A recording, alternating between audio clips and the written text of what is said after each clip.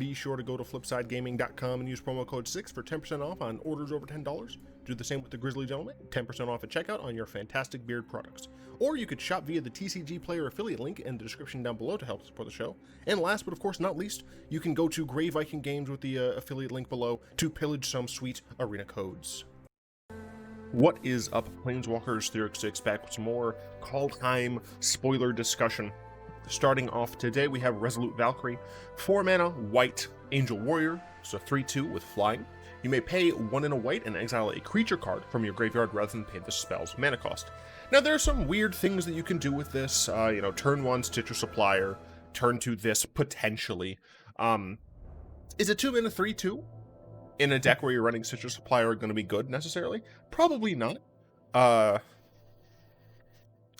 No, I mean, that's kind of it. It is an angel, but there are just other angels you'd rather be playing at literally any mana cost. It's cool, but I just don't think it gets there.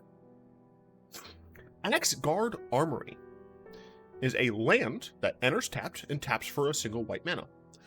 Or you can pay 1 red, white, tap, sack it, search your library for an aura card and or equipment card, reveal them, put them into your hand, then shuffle your library. I've said this before, and I'll kind of say it again.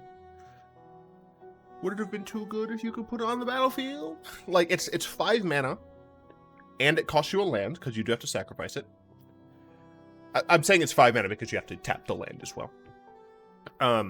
It's nice that you can get and, not just or. So, if you're diversifying your stocks and bonds in your Voltron decks, then, this is even better.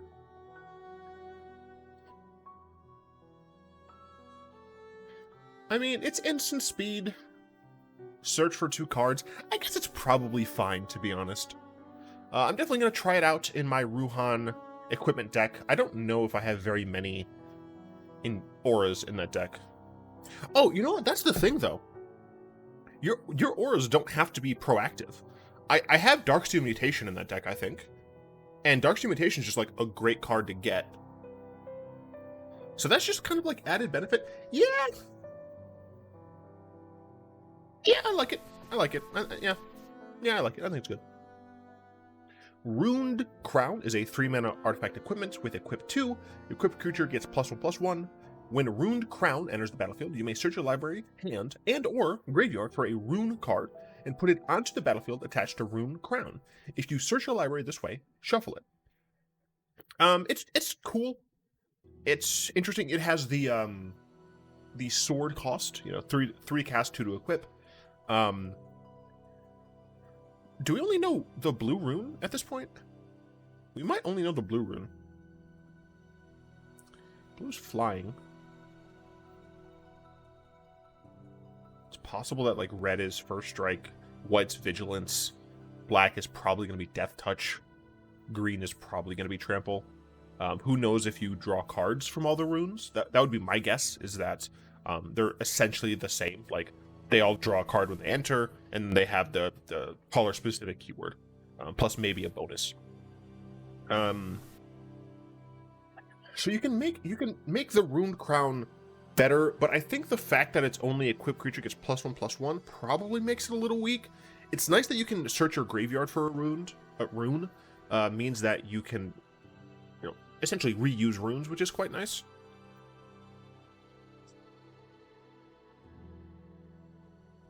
Yeah, I think that the actual boon on this is just not good enough. Okay. Ascendant Spirit is a 1 mana blue snow creature spirit. That's a 1/1. You can pay double snow. Ascendant Spirit becomes a spirit warrior with base power and toughness 2/3. Pay 3. If Ascendant Spirit is a warrior, put a flying counter on it, and it becomes a Spirit Warrior Angel with base power and toughness 4/4. And then pay 4 snow. If Ascendant Spirit is an angel, put 2 1/1 counters on it, and it gains whenever this creature deals combat damage to a player, draw a card. So this card is in the vein of Warden of the First Tree and Figure of Destiny. Those are the only 2 of these cards that I can recall. And both those cards incorporate white. One of them is white-red, the other is Abzan. I think it's a green base with white-black hybrid. This card feels weird.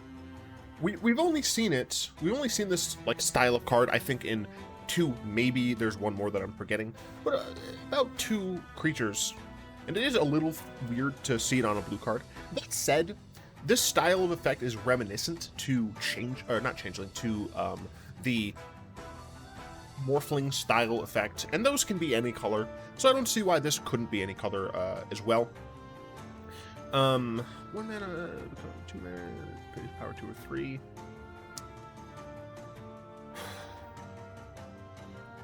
It is a spirit, so you might play this in Azorius or Bant Spirits if you can get the mana to work. Because in Bant Spirits, you still do want access to Collect a Company.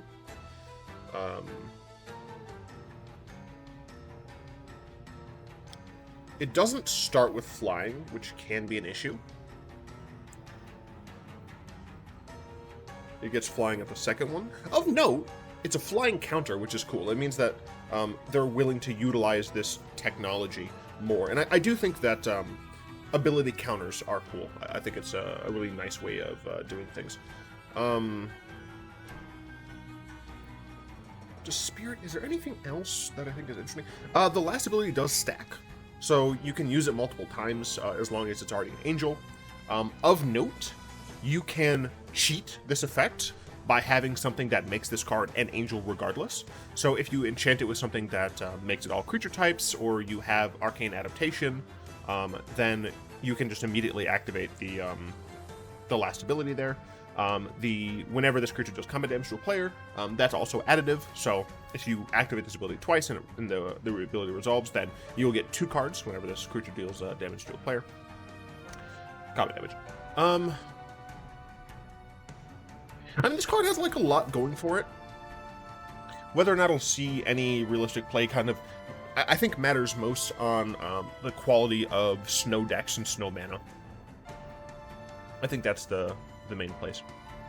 Skemfar Avenger is a 2 mana, 3/1 Black Elf Berserker. Whenever another non-token elf or berserker you control dies, you draw a card and you lose a life. So it doesn't count itself, and it only cares about elves or berserkers. But this is a less expensive, and only 1 toughness less, Midnight Reaper.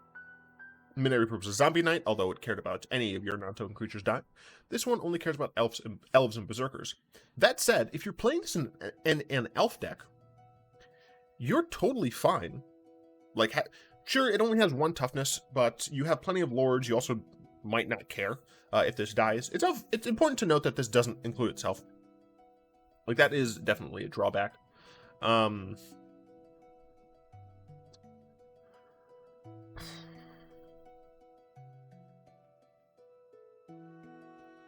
This is possibly fine in Golgari aggro elves.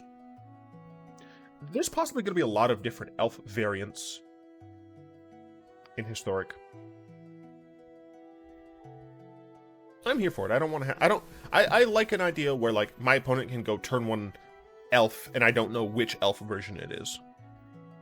Strategic Planning is a reprint with cool art that looks like he has a 3rd eye, and I don't like it. Creeps me out. Poison the Cup. 3 mana, black instant. Destroy target creature. If this spell was foretold, scry 2. The foretell is 1 in a black. So this is murder plus, this is murder with upside. We see that from time to time. Murder with set mechanic, very similar to cancel with set mechanic. The thing is, right, the fact that it only destroys a creature means that this is almost certainly not going to see any constructed play unless the Foretell deck really wants to be 1 in black and to have this card over other potential removal spells. At this point nowadays, you want your removal to be a little bit more multifaceted than just destroying a creature if you're playing it in constructed. But in limited, this seems absolutely fine. 3 mana removal that happens to have a little bit of upside is probably pretty good. Usher of the Fallen is a 1 mana 2/1 Spirit Warrior with Boast. 2 mana, create a 1/1 white human warrior creature token. This is kind of what I was saying in one of the other videos, is I wonder if kind of a traditional white weenie deck is going to be possible. Because here we have a 1 mana 2/1. Like, you typically want your 1 mana cards to have 2 power in the white weenie decks. But you have a 1 mana 2 power creature that has upside, right? You have an ability to make another creature. It's cheap, so it can trigger your cast a second spell cards that might see play in here. You're going to want to be attacking with this anyway. If you run out of gas, which those decks sometimes do, you have a Mana Seek here. You can only activate it once per turn, but still, that's fine, especially if you have multiple of these.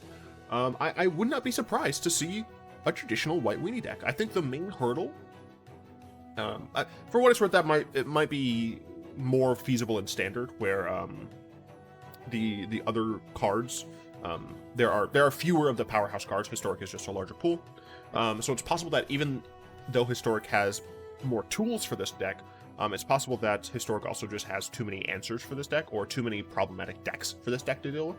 But I wouldn't be terribly surprised if we see some sort of white weenie deck that utilizes this and a few other creatures from Kaldheim. Valkyries Sword is a 2 mana white artifact equipment with equip 3, and equipped creature gets +2/+1. When Valkyries Sword enters the battlefield, you may pay 5. If you do, create a 4/4 white angel warrior creature token with flying and vigilance, then attach Valkyrie Sword to it. So we've seen these already, these colored equipment that you can pay an extra cost for to get a creature to come in with it. This time it is a total of 7 mana to get a 6/5 with flying and vigilance. Obviously, in a situation where you have the mana, aka sealed or something, that's probably fine. The cost to equip ratio I don't love, but I assume they had to balance it like this. I doubt any of these equipments that have this payment are meant to be constructed playable. I think they're probably just limited playable cards. Yeah, I mean, the thing is, at the end of the day, I just want Wizards to continue to kind of explore the field with equipment. Same with auras. I much prefer equipment to auras. That's just the type of player I am, I suppose. But I would like Wizards to keep exploring those areas to see kind of what is simultaneously the most balanced, but also the most powerful and interesting, right? This card very obviously could be more powerful, but it might not be balanced the same way, right? And of course, you could say that you can balance it. You can essentially balance any card by twisting the knobs and stuff, but I definitely, at the very least, I like the idea of this equipment, right? And equipment that come in with things. And it's not new, like we've seen it before with the living weapon stuff from Scars of Mirrodin, or that might have started Mirrodin Besieged, I don't recall. It's whatever. Revitalize is being reprinted, and it has new art that is just chef's kiss. This is fantastic art. Oh, something someone said on Twitter, and I'm sorry I've forgotten who it was, and there's no way I'm going to be able to find it. They wondered if Revitalize would be a fair card if it only cost a single white mana. If it just cost white. Probably. Right, like, drawing a card seems to be worth less than 1 mana, right? Because of the fact that you have cards that scry and draw you a card, right? We have Opt. That's scry 1, draw a card. So let's say drawing a card is worth 75% of a mana, and scrying 1 is worth 25% of mana. I'm just saying that. Is gaining 3 life worth 1.25 mana? Absolutely not. So Revitalize very easily could just be a single white pip. But it isn't, so let's move on. In Search of Greatness is a green enchantment. At the beginning of your upkeep, you may cast a permanent spell from your hand with converted mana cost equal to 1+ the highest converted mana cost among other permanents you control without paying its mana cost. If you don't, scry 1. So at the very least, this is a 2-minute enchantment that says scry 1 on your upkeep. However, if you have a permanent in your hand that costs exactly 1 more than the highest CMC of the permanent you control, you get to cast it for free. Now, we've seen certain cards like card is banned, and I'm sad it's banned. Furnace? No. Okay, my brain's so broken. The red card. It's fine. We've seen cards like that where you can essentially cheat on mana, and those cards have been broken. This card, I doubt, is going to be busted because of the very strict requirement of getting to have that thing get paid off. Wait, if this is Big Wolf, if this is Big Wolf, then this squirrel is also quite large. Regardless, notably, among other, no, okay, it is other. So you can't like play this on turn 2 and then play 2 3-drops on turn 3, because this does say other, and that does balance it. I think if it didn't say other, it'd probably be very stupid. Like being able to go turn 1 Pelt Collector, turn 2 this, turn 3 2 3-drops, making your Pelt Collector a 3/3. Like that would probably be really stupid. Yeah, I don't know. I don't know how to evaluate this card. Dwarven Reinforcements is a 4-mana red sorcery with Foretell 2. Create 2 2/1 red dwarf berserker creature tokens. 4 mana for 4/2 worth of stats isn't the best. However, this is across 2 bodies. Dwarves are going to care about the equipment. They're going to care about vehicles as well. It also happens to have Foretell, which is nice because you can split that cost up. So this is probably going to be a decent limited player. Skemfar Elderhall is a green land. It enters, well, technically it's still colorless, but whatever. Enters the battlefield tapped, taps to add a green, or 2 double black green, tap sack, up to 1 target creature you don't control, gets -1/-1 until, or -2/-2 until end of turn. Create 2 1/1 green elf warrior creature tokens. Activate this ability only anytime you can cast a sorcery. Now, this is something that I want to talk about. Wizards has used this in the past, but very little. I want to see more cards that can be activated at instant speed, but maybe only on your turn. The fact that this says as a sorcery does mean that you could only cast it during your turn, but the stack has to be empty. However, I would have liked to see this card, and specifically this card, be able to be activated at instant speed, but just by saying only during your turn. Right? That way you can do shenanigans where you're attacking, but you can't destroy blocks with this. You can't use it end of your opponent's turn after like a board wipe or something. So like there's still limited utility, but you get a little bit more flexibility, and I would love to see Wizards work more. I still think cast anytime you can cast a sorcery. I think that, or activate anytime you can cast a sorcery. I still think there's a lot of room for that. I think that's still good. But as an additional way of balancing cards, you can use that that scale with an extra slot, right? It's either instant speed or it's sorcery speed.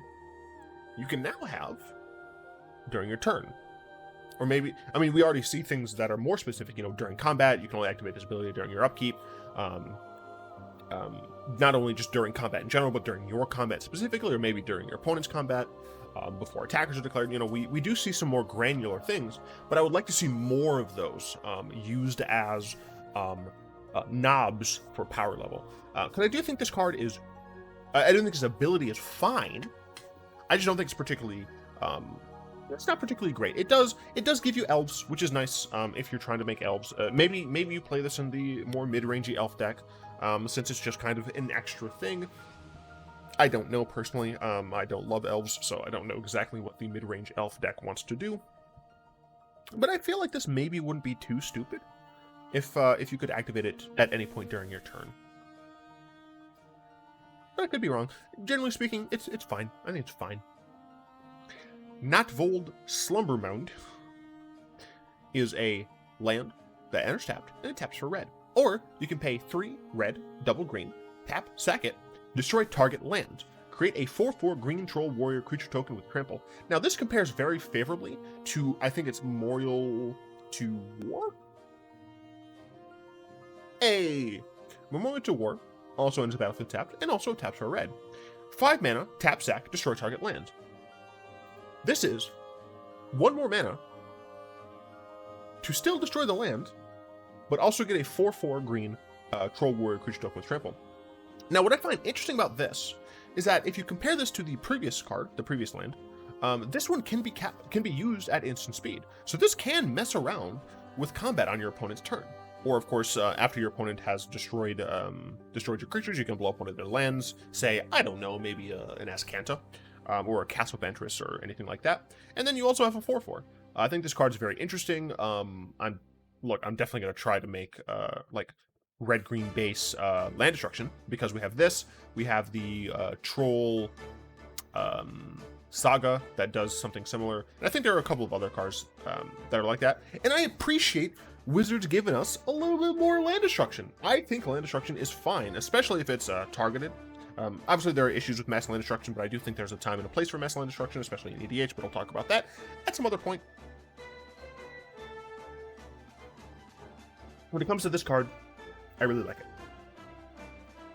Tundra Fumarole is an interesting card. It is a 3-mana red snow sorcery, or Snorcery. Tundra Fumarole deals 4 damage to target creature or planeswalker. Add colorless for each snow mana spent to cast this spell. Until end of turn, you don't lose this mana as steps and phases end. We've seen a few other things that do this, a few other cards in Kaldheim that add mana and keep the mana around for a little. I will say that since this is a snow sorcery, the colorless snow mana you add, or the colorless mana you add, is snow mana. It is from a snow source, therefore it is snow mana. You can pay for things with that require snow mana.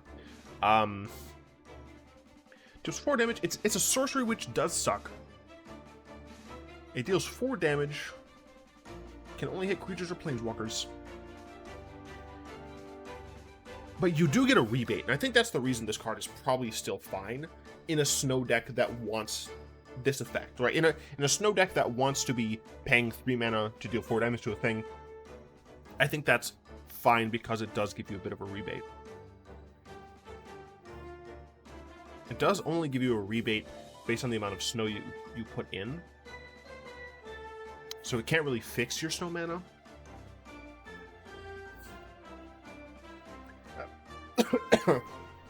I feel like this card is hit or miss. It really depends on a lot of other factors. Scorn Effigy is a 3-mana artifact creature scarecrow. It's a 2/3 with Foretell 0. So, hilariously, you can pay 2 mana for this, and then on the following turn, you can pay 0.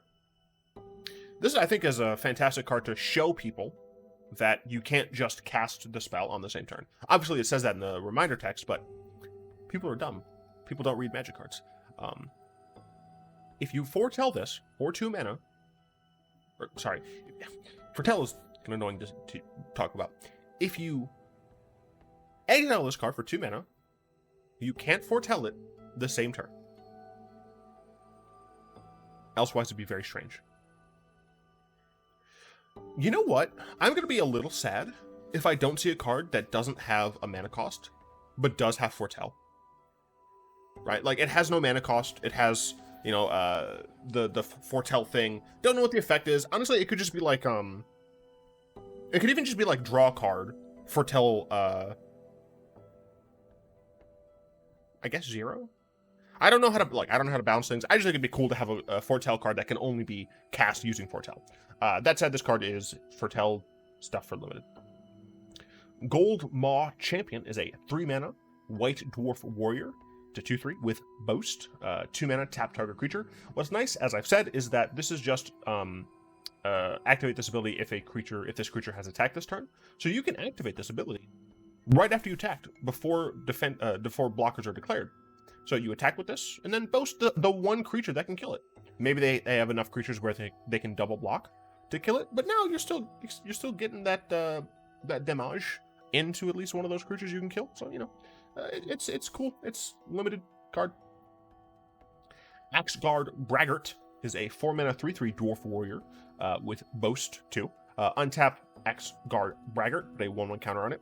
This card actually seems pretty not bad.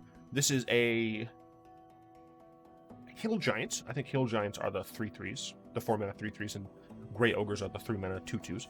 This is a Hill Giant with pretty decent upside, to be honest. You get to untap it, so it has Pseudo Vigilance. and you make it larger. And once again, this can be activated at any point during that turn, as long as this creature's attacked. So you can attack with this, holding up that 2 mana. And if your opponent blocks with a 3/3, you can activate it, untap it, and kill their thing, while keeping your Bragggart. If they don't, you can just add more to your board. So I definitely like this card. Feels like maybe this is fine and limited. It's a dwarf, it's a warrior, blah blah blah. I guess another thing I should mention is the fact that this untaps itself means that you can also crew it. You can use it to crew a vehicle on your opponent's turn. Fearless Liberator is a 2 mana 2/1 red dwarf berserker. 3 mana. Boast, sorry. Create a 2/1 red dwarf berserker creature token. So, dude makes friends. Is a 2 mana 2/1 that makes more friends. It's fine. It's fine. I don't like it as much as the other one, but it's a 2 mana 2/1. 2 mana 2/1s, depending on certain circumstances, can be good. Vault Robber is a 2 mana 1/3 dwarf rogue. Pay 1, tap, exile a creature card from your graveyard, create a treasure token. So once again, we're seeing more of this exile a creature card from your graveyard.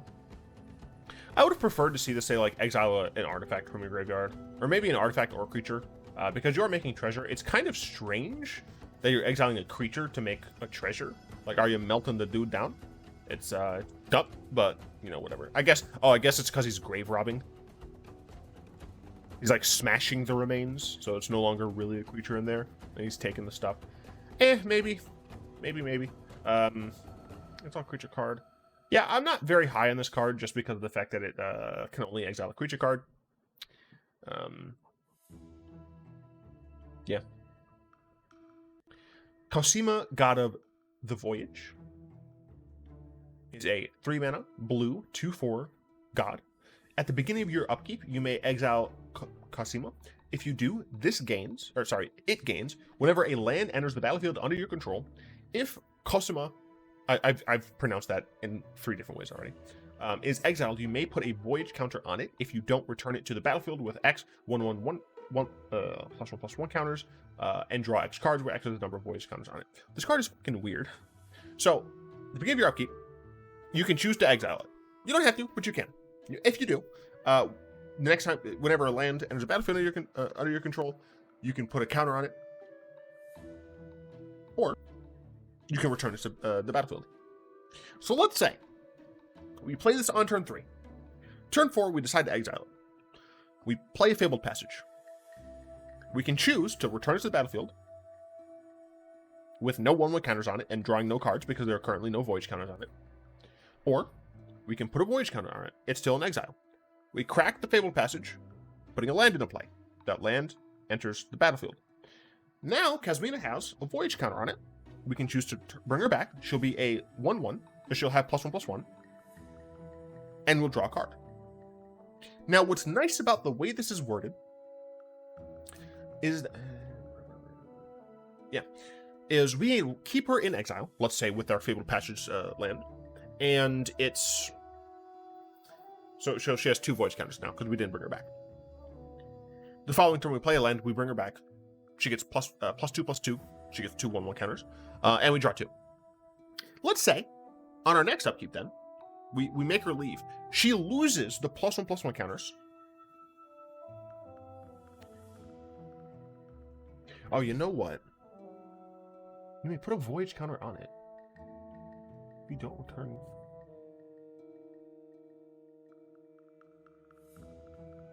is the number, where X is the number of voyage counters, right? I'm going to need the rulings on this, actually. Because +1/+1 counters don't persist through exile. The voyage counters apparently do persist from exile to the battlefield. But the question I have is, are they going to persist when she leaves the battlefield again? She's definitely going to lose the 1/1 counters. But does she lose the voyage counters? Because that changes my evaluation of that card. Regardless, she has another side. The Almond Keel, 2 mana 3/3 vehicle. Crew 1, whenever a vehicle you control deals combat damage to a player, that player exiles that many cards from the top of their library. You may play lands from among those cards for as long as they remain exiled. That's very cool. No, I mean, that's about it. That's actually pretty cool. 2 mana 3/3, Crew 1. You get to... Oh, this is whenever a vehicle. Interesting. Okay, that's actually cooler. It's cooler than I thought at first. Whenever a vehicle you control, you can just play lands for the rest of the game. Huh. I like the card. I just need to know how this front side works. Also, this art is too abstract for me. I don't understand what's going on. Gates of Istval.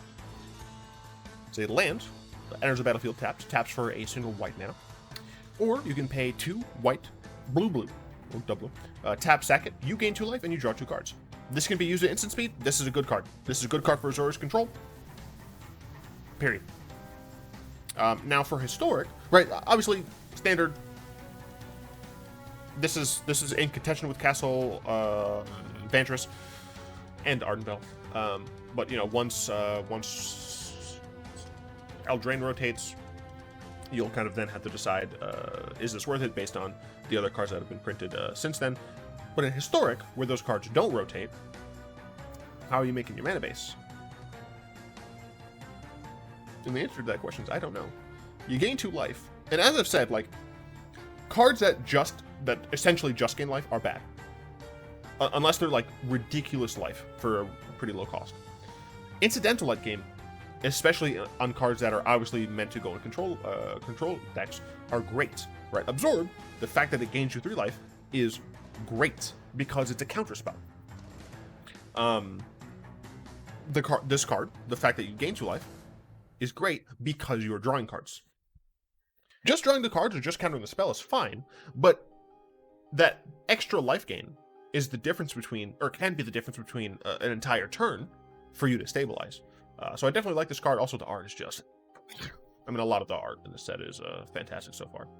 Beskir Shieldmate is a 2 mana 2/1 human warrior. When it dies, create a 1/1 white human warrior creature token. I don't think this makes its way into the white weenie deck that I'm proposing. It is a human, cool. It is a warrior, cool. But it is a 2 mana 2/1. Sure, when it dies, you get a 1/1. We've seen similar things. We've seen a vampire version of this in Ixalan. However, I don't think we're going to have too much warrior synergy in the white weenie deck that I'm thinking of. I think that it's more likely that Marshall, I think is the word I'm looking for. I think it's more likely that we're going to want to go super wide and care mostly just about the most value creatures per card, especially since I do think that you play Banalish Marshal in that deck, which is a knight. It is a human, but we've already seen that we want some spirits in this deck, so I don't think that this makes the cut into it. Smashing Success is a 4 mana red instant. Destroy target artifact or land. If an artifact is destroyed this way, create a treasure token. Now this is interesting because I think the majority of recent land destruction spells that have been 4 mana, and Wizards has decided that 4 mana is where you have land destruction, which is Garbo, but whatever. I think those have been sorcery speed, so the fact that this is instant speed is nice. That said, 4 mana is not what you want for land destruction.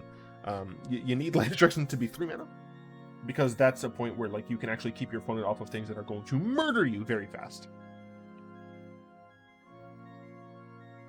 It's not that you can blow up an artifact and get treasure. Maybe if the artifact deck in Historic is played enough, you could maybe justify playing this in the land destruction deck, but I don't know. Tuskeri Firewalker is a 3 mana 3/2 red human berserker with Boast 1. Exile the top card of your library. You may play that card this turn. Notably, this is play. You can play the card, so you can put a land. You can play the land from this. You can play the land from this, and you can just like play burn spells and stuff.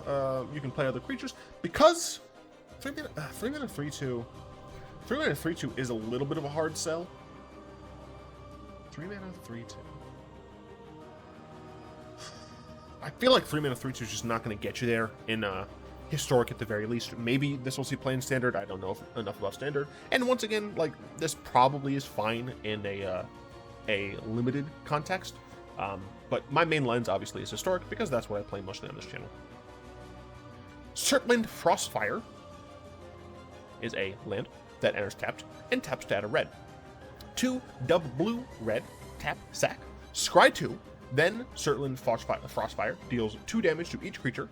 Activate this ability only anytime you cast a sorcery. So this hits all creatures. You get a scry 2 as well.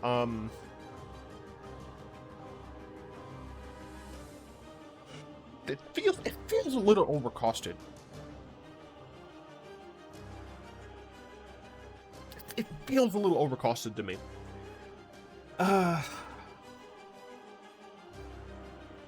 Too much to each creature. Yeah, I legitimately don't know. This one so far has been the hardest for me to evaluate. The other ones feel a little bit more cut and dry. Even the ones that I think are weaker, on the weaker side, they at least don't feel like... They don't feel so weak as to be like... This needs an entire mana off. But this card technically isn't like that either. This card is more like... I might just be unable to evaluate this card. It's possible that this card is great. I don't think it is.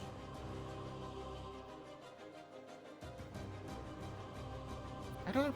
I don't know. I really don't. And last one for today is, or for this video at least, is Nico Defies Destiny, 3 mana Enchantment Saga. As, alright, first one is you gain 2 life for each foretold card you own in exile. Cool. This does cost 3 mana. It does likely mean that you're not going to be using 3 mana for this. 2, or second, add a white and a blue. Spend this mana only to foretell cards or cast spells that have foretell. Notably, this is 2 mana, so you can use it to foretell a card. And then third, return target card with foretell from your graveyard to your hand.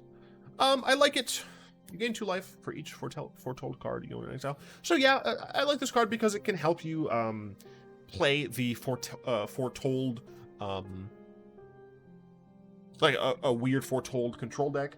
Now, the way I see a deck like that operating is you obviously have the foretold counterspell, you have the foretold draw spell, you play this, you play Wrath of Gods, I'm thinking of historic obviously. You still probably play things like Teferi, especially considering with Teferi you can pay 2 mana to foretell something, and then you get to untap that mana with Teferi's +1. So you play those. I'm certain there are other foretold cards that are in white, blue, or colorless that you might want to play as well. I just don't know them off the top of my head. And then, if you have, the thing, right, is if you have 3 foretold cards in exile, that's 6 life. And once again, technically, that's all this does initially. But that 6 life, again, can be the difference between a turn for you to stabilize. You can then follow it up with, I'm going to foretell another card with this, I'm going to Wrath of God. Or, you know, I'm going to play it to Teferi and bounce one of your things. Right, so there definitely is reason to believe that this is, at the very least, going to be fun in a foretell-centric deck. But who knows? But that is it for this video. I have a P.O. box. Feel free to send me things. More information on that in the description below. Speaking of the description, if you would like to join Fogwin, Malik, Balater, and others in supporting the show financially, you can find links to that down in the description below. It really does help me do my best to make the video, the channel, all that stuff better. Recently got a stream deck, and I plan on doing some more what I like to consider fun things during videos. Maybe like have random sound clips that aren't like too annoying, but you know, still fun.